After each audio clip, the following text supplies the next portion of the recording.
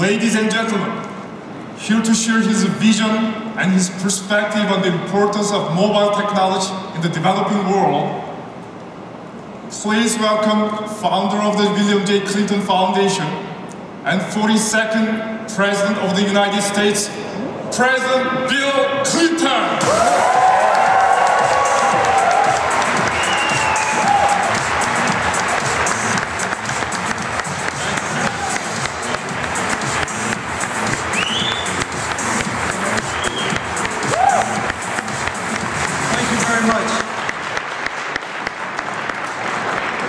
Thank you, Dr. Wu. Thank you, ladies and gentlemen. I've been backstage for a few minutes looking at all these new devices. And it reminded me that when I became president, the average cell phone weighed 5 pounds. Now, I know that was 20 years ago, but as you get older, it won't seem like so long. There were, on the day I took the oath of office, a grand total of 50 sites on the entire internet. 50. More than that have been added since I started talking. And amazing things have happened, including Samsung's Hope for Children, which I very much admire and appreciate. I wanted to talk to you in just a few minutes about where all this is going and where I hope it will lead. I've always been fascinated by the role of technology in human history and in the future.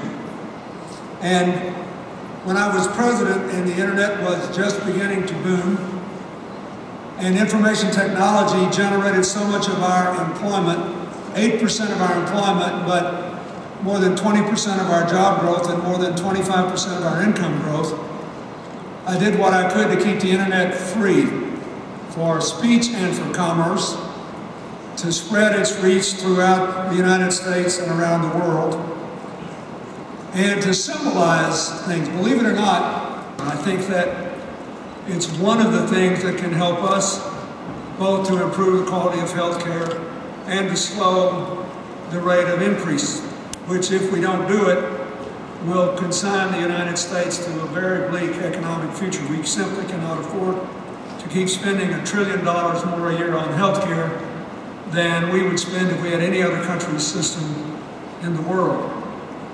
I also believe that there's a lot we have to do within the technology area itself.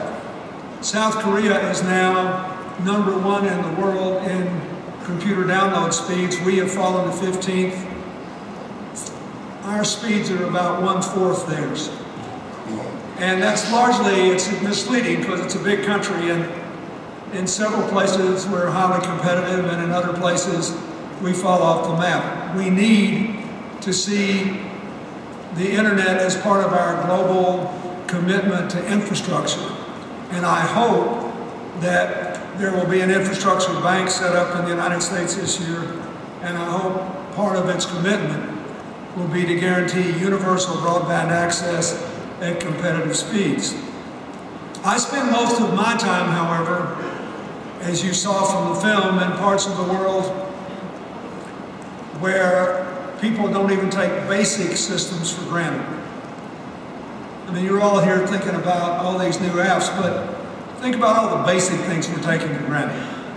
You'd be shocked if video failed and my screen went dark, or if the lights went out, or the microphone failed, or the air conditioning failed. If you get bored with my speech, you can excuse yourself and get a glass of water.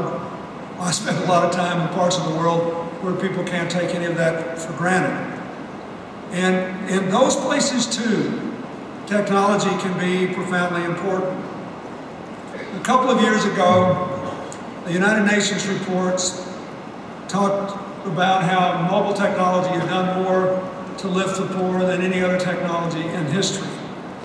The World Bank estimated that each 10% increase in cell phone penetration in a poor place added 0.6% to GDP growth. And I have seen that. When I worked in South Asia after the tsunami in late 2004, when we began to put families back into the fishing business who had lost their fishing boats. In Sri Lanka and Indonesia, we gave them all cell phones, and on average, they increased their income by 30% simply by being able to use the cell phones to check what the fish prices were 30 miles up and down the coast, so they couldn't be ripped off. I have seen this in other ways as well. In Haiti, where I work,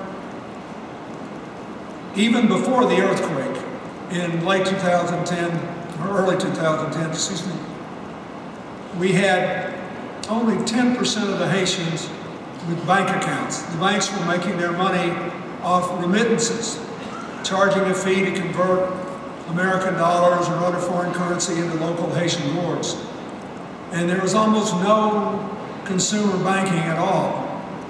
Only 10% of the Haitians had a bank account. On the other hand, they didn't have much money. 70% of them were living on less than $2 a day. But 80% of them had a cell phone. So the head of Digicel, Dennis O'Brien, who is one of my partners in the Clinton Global Initiative and leads our Haiti project, and the Canadian bank, Scotiabank, decided to sell banking services. And today, they can get cash withdrawals, make deposits, do transfers using mobile phones without traditional bank accounts. They're in the banking business.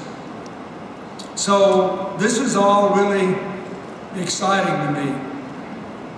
And I'm looking forward to what happens next. You know, one of the terrible things that happens to you when you get to be president is you never get to drive anymore. And driving has become a high-tech experience. The young man who runs my home in New York just bought a Ford. He said, "Come sit in this car." And I was sitting there, and he said, and he programmed me, he said, "Ask it a question." I said, "Where's the nearest Chinese restaurant?" And immediately I got a map that showed me how to drive to the nearest Chinese restaurant, which I did not know before. And I began thinking about this in terms of the future, so I want to leave you with a few thoughts. The members of Congress who voted, the gun lobby beat the Speaker of the House, they beat the Chairman of the House Judiciary Committee, who was one of the most distinguished members of Congress, and any number of other members by terrifying people who live mostly in smaller towns in rural America that we were coming to get their guns, because an enormous amount of the money that they get comes from gun manufacturers. So that it's no longer even an argument about whether you have a right to keep and bear arms at home in self-defense, or whether you need weapons for sports shooting or hunting. Nobody even seriously considers that. Now the argument is, if everybody just had a gun everywhere, nothing bad would happen. Now we say that even though the gun death rate in America is 6 times, 10 times, 20 times more than the average of virtually every other OECD country. Chile is the next highest because a lot of people have guns. And I grew up in this hunting culture, but this is nuts. Why does anybody need a 30-round clip for a gun? Why does anybody need one of those things that carries 100 bullets? The guy in Colorado had one of those. Half of all the mass killings in the United States have occurred since the assault weapons ban expired in 2005. Half of all in the history of the country. So I hope that former Congresswoman Gabby Giffords and other people who have stepped up after the Newtown tragedy will have some impact on this. Do there need to be some armed guards in some schools where there's a high crime rate and the kids themselves might take weapons to school? Absolutely. But it is not an excuse not to deal with this issue. We don't, primarily because of the way we are divided and the way we look at the world, and because people can be frightened into believing that somehow the government is their enemy and the police are impotent, and the only way that we'll ever have a free country is if everybody's got a gun, free to shoot everybody else on sight, preferably concealed. And it is an example of the kinds of divisions that threaten the modern world. Is our diversity going to be a source of division or strength? Will we look at each other as adversaries or opportunities? And in this too, the virtual world offers us an opportunity to come together to have honest conversations. One of the problems we have in America is that we have sorted ourselves out in our living patterns so that we look for people who agree with us. It's very funny. America has come so far. We're not as racist as we used to be. We're not as sexist as we used to be. We're not as homophobic as we used to be.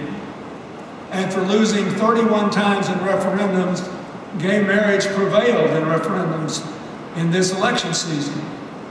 The only remaining bigotry we have is we just don't want to be around people who disagree with us. And you're laughing, but let's take some geographical boundaries that don't change with the census, like congressional districts. They're redrawn. When the incoming Secretary of State, Senator John Kerry, opposed President Bush for re-election, he gave him the closest re-election of any president to win re-election since Woodrow Wilson in 1916. About 30 years earlier, when President Jimmy Carter was elected in a narrow race, about 1% over President Gerald Ford, you had a similar election outcome. In the first race in 1976, only 20% of America's counties voted for one or the other by more than 20 points. In other words, 80% of the counties in America, friends and neighbors were discussing the election, having civil arguments, debating the issues back and forth. By 2004, in the Kerry-Bush race, 48% of the counties voted for one or the other by more than 20 points. So in America, it's not just in developing countries, in troubled countries. We've been sorting ourselves out by our beliefs in a way that weakens the growing diversity and the potential of the country. So I think we need to think about this. I had an amazing lunch in Silicon Valley a few weeks ago with about 2 dozen young internet entrepreneurs, including Salman Khan, who started the Khan Academy, which now has given their 20-minute lessons to millions of people around the world, bringing us together in a commitment to knowledge. I ask you to think about how all these devices can be used to bridge the remaining divides in the world. We have not all the time in the world to do something serious about climate change. I am convinced we can do it and make it good economics. And I think it's really important to do. I have these climate change projects around the world. I'm telling you, changing the way we produce and consume energy would do more to grow the American economy and grow the economy of poor countries than you can imagine. In the Caribbean, where I work, they already have the highest electric rates in the world. Distributed solar is already economical there without subsidies. But there are lots of things we can do, only if we are committed to a future that we share. Shared prosperity, shared responsibilities, a shared sense of community. Because make no mistake about it, climate change will affect us all, instability will affect us all, raging inequality of opportunity and incomes and access to employment will affect us all. We are going to share the future. What you are doing can make sure that we share the upside and minimize the downside. It is the job of every citizen on the planet, and you can lead the way. Thank you very much.